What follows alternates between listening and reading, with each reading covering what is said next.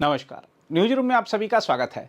America और Iran के बीच तनाव ने अब वह स्तर छू लिया है जहां कूटनीति की परत के नीचे सीधा सैन्य टकराव उबल रहा है। पेंटागन द्वारा लगभग 2000 सैनिकों को तत्काल प्रभाव से मध्य पूर्व की ओर रवाना करने का आदेश इस बात का स्पष्ट संकेत है कि हालात नियंत्रण से बाहर जाने की दिशा में तेजी से बढ़ रहे हैं।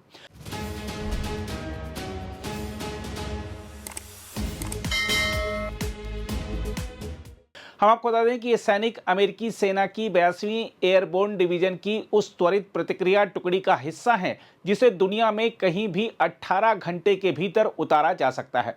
इस टुकड़ी में डिवीजन के कमांडर मेजर जनरल ब्रेंडन टैकमेयर सहित उच्च स्तर का सैन्य ढांचा शामिल है। इसके साथ ही लगभग 4500 मरीन पहले ही क्षेत्र की ओर बढ़ चुके हैं, यानी अब तक करीब 7000 अतिरिक्त जमीनी सैनिक युद्ध क्षेत्र के आसपास पहुंचाए जा चुके हैं। देखा जाए तो यह रणनीतिक दबाव का खुला प्रदर्शन है। कुल मिलाकर लगभग 50,000 सैनिक इस व्यापक सैन्य अभियान का हिस्सा हैं जिसे एपिक फ्यूरी नाम दिया गया है। यह अभियान मध्य पूर्व, यूरोप और अमेरिका तक फैला हुआ है, जो इस संघर्ष की वैश्विक गंभीरता को दर्शाता है। सबसे बड़ा सवाल है कि इन सैनिकों को आखिर कहां तैनात किया जाएगा। हालांकि आधिकारिक रूप से स्थान स्पष्ट नहीं किया गया है, लेकिन संकेत साफ हैं कि इन्हें ईरान के बेहद करीब उतारा जाएगा। खार्ग द्वीप, जो ईरान का प्रमुख तेल निर्यात केंद्र है, इस रणनीति का केंद्र बन सकता है। इस द्वीप पर पहले ही अमेरिकी हवाई हमलों में 90 से अधिक सैन्य ठिकानों को निशाना बनाया जा चुका है। यदि खार्ग द्वीप पर कब्जा होता है तो यह केवल एक सैन्य जीत नहीं, बल्कि ईरान की आर्थिक रीढ़ पर सीधा प्रहार होगा। यही कारण है कि मरीन टुकड़ियों को इस द्वीप पर कब्जा करने या फिर हॉर्मुज जलडमरू मध्य को सुरक्षित करने के लिए तैयार रखा गया है। यह जलमार्ग विश्व की ऊर्जा आपूर्ति का सबसे महत्वपूर्ण रास्ता है, जिसे ईरान ने लगभग बंद कर दिया है। रणनीतिक दृष्टि से देखें तो अमेरिका का यह कदम दोहरा दबाव बनाने की कोशिश है। एक और वह ईरान को सैन्य रूप से घेर रहा है, दूसरी ओर कूटनीतिक पहल की बात कर रहा है। यह वही पुरानी रणनीति है जिसमें ताकत दिखाकर बातचीत की मेज पर झुकाने की कोशिश की जाती है, लेकिन ईरान भी चुप बैठने वाला नहीं है। इस्लामिक रिवॉल्यूशनरी गार्ड कॉर्प्स ने अमेरिका और इजरायल को साफ चेतावनी दी है कि अगर जमीनी हमला हुआ तो उसका जवाब ऐसा होगा जिसकी कल्पना भी नहीं की जा सकती। ईरान ने अपने बयान में साफ कहा है कि हमलावर सैनिक ईरानी जनता के समुद्र में डूब जाएंगे।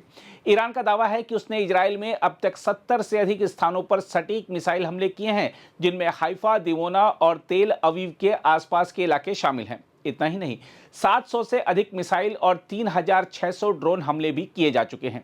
यह आंकड़ा ईरान की जवाबी रणनीति की आक्रामकता को दर्शाता है।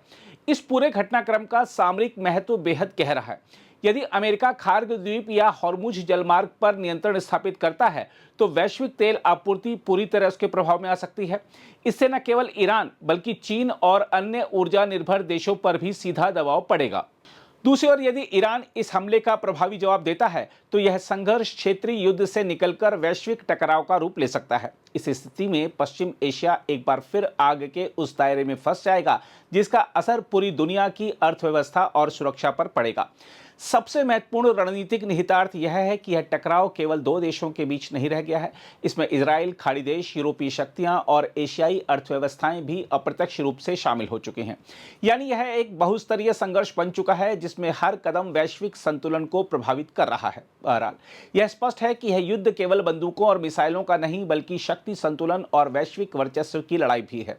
अमेरिका अपनी सैन्य ताकत से दबाव बना रहा है, जबकि ईरान अपनी आक्रामक जवाबी क्षमता से चुनौती दे रहा है। आने वाले दिन तय करेंगे कि यह टकराव सीमित रहेगा या फिर दुनिया को एक और बड़े युद्ध की ओर धकेल देगा। अगर आप भी लेना चाहते हैं देश दुनिया की तमाम जानकारी तो आज ही सब्सक्राइब करें हमारे चैनल को। साथ ही नीचे दिए बेल आइकन को जरूर दबाएं ताकि हर अपडेट आप तक पहुंच सके।